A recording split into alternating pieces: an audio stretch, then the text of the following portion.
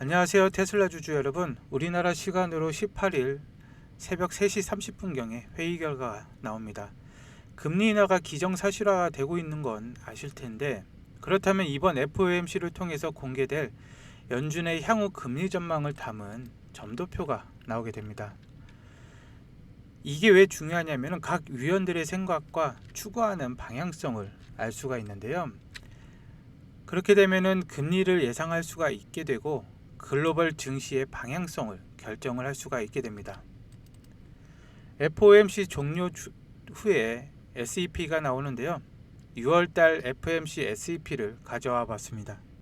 9월 SEP는 FOMC 끝나자마자 제가 빠르게 찾아서 보여드릴 거고, 경제 성장률, 실업률, 인플레이션, 그리고 기준금리 전망이 나와서 아주 중요한 지표로 활용이 됩니다.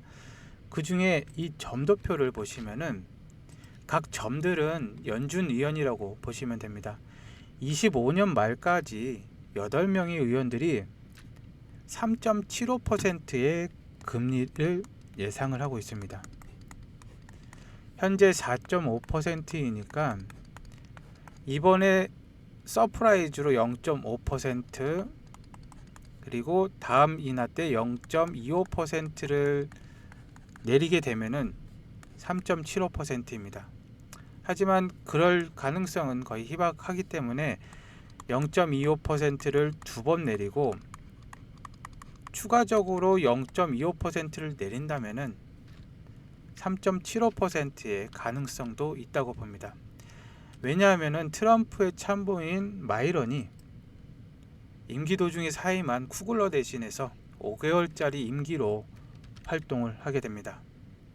연준을 장악을 하려는 의도가 노골적으로 드러나는 가운데 트럼프의 입김이 안 들어가지는 않을 것 같습니다. 그래서 트럼프 대통령은 연준이 금리를 0.25%를 인하하는 베이비컷보다 0.5% 인하하는 비컷을 단행해야 한다고 공개적으로 주장을 하고 있는데, 왜 그럴까요? 표면적인 이유는 금리를 낮추면은 기업과 가계대출의 비용이 줄어들어서 투자와 소비가 늘어나고 곧 경제 성장으로 이어진다는 논리인데요. 트럼프 자신이 추진하는 감세 정책과 함께 금리 인하가 시너지를 내어서 결과적으로는 경제를 더욱 부흥시킬 것이라고 보고 있습니다.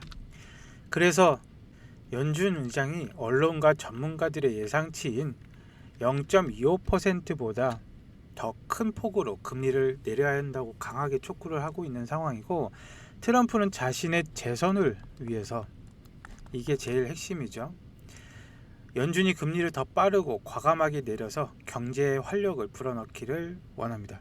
재선을 위해서 밑작업을 하고 있다라고 생각을 하시면 되시고, 거기다가 변수는 파월 의장이 내년에 은퇴를 앞두고 있습니다.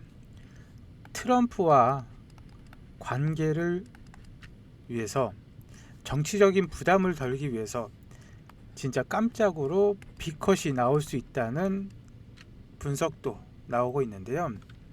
0.5%를 깜짝 서프라이즈로 내리느냐, 아니면은 설령 2.5%, 0.25%를 내리더라도 향후의 금리 인하에 대해서 더 긍정적인 신호로 줄 수 있는 발언을 할 수 있다고 이제 전망을 하고 있습니다.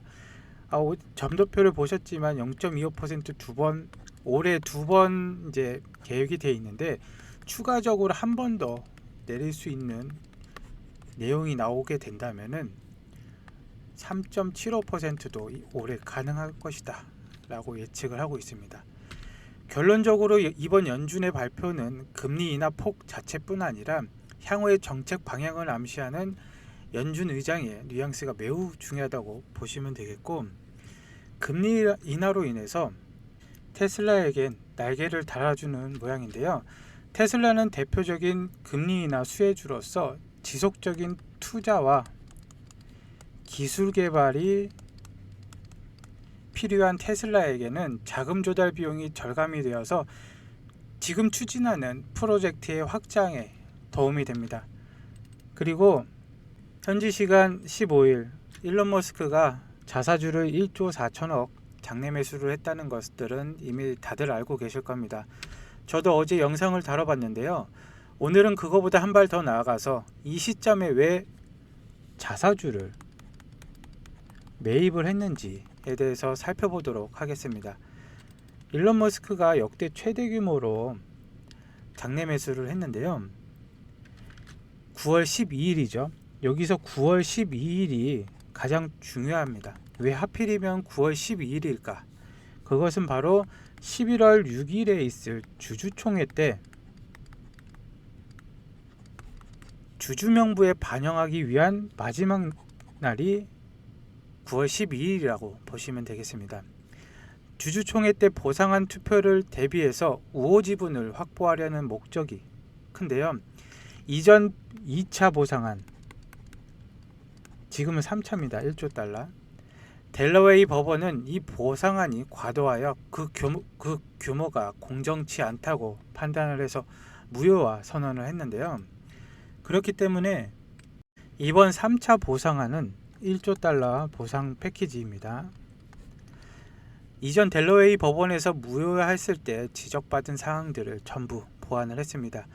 그때 당시에는 자기 보유 주식에 대해서도 투표권을 행사하지 못했는데 테슬라가 법인 소재지를 델러웨이에서 텍사스로 이전을 하면서 머스크는 본인이 보유한 지분에 대해서 찬성표까지 행사가 가능해졌습니다.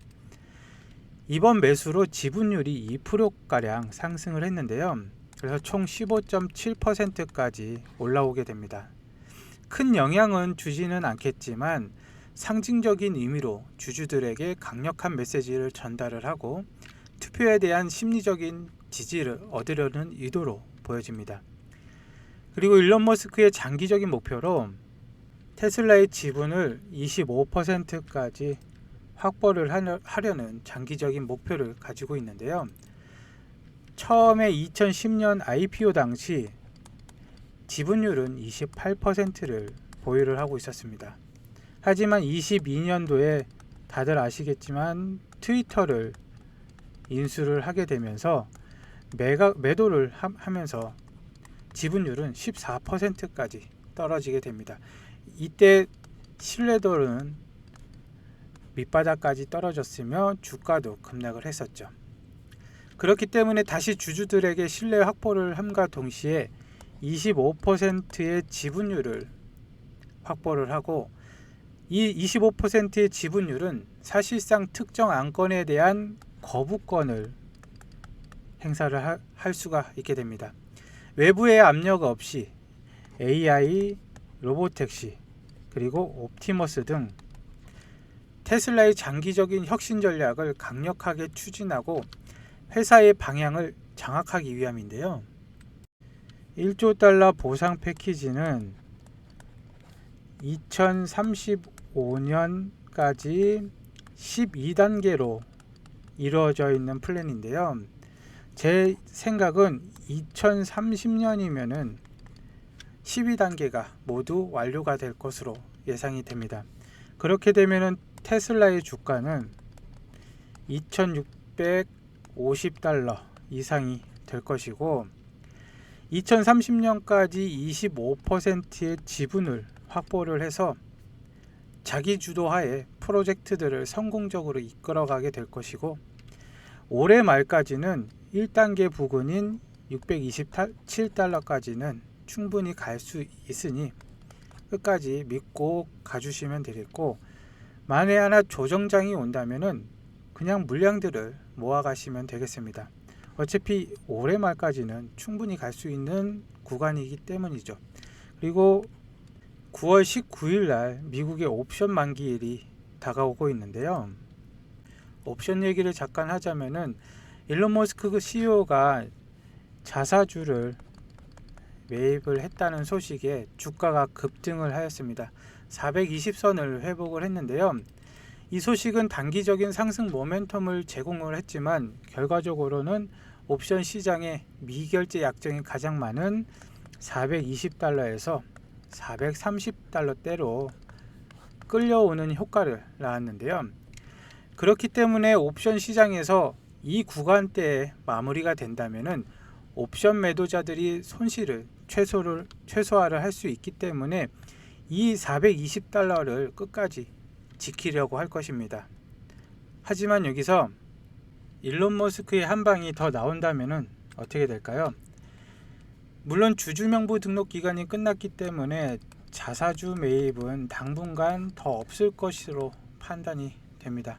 그렇다면 다른 호재들을 터뜨려 가지고 주가를 급등을 시킬 수가 있는데, 이렇게 되면은 강한 매수세가 유입이 되어서 450, 480 그리고 저항선인 500달러까지 끌어올리게 된다면은 매도자들이 손실을 만회하기 위해서 감마 스퀴즈가 나오게 될 것입니다.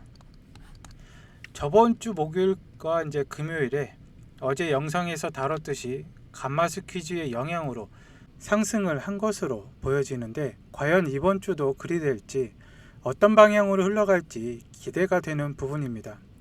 감마 스퀴즈가 불을 지피고 공매도의 쇼 커버링까지 나와버린다면은 그야말로 폭등이 나올 수가 있는 상황입니다. 그렇기 때문에 지금 현재는 8월 29일자 공매도 업데이트가 되어 있는데요. 9월 15일은 8영업일 뒤인 다음 주 수요일에 업데이트가 됩니다.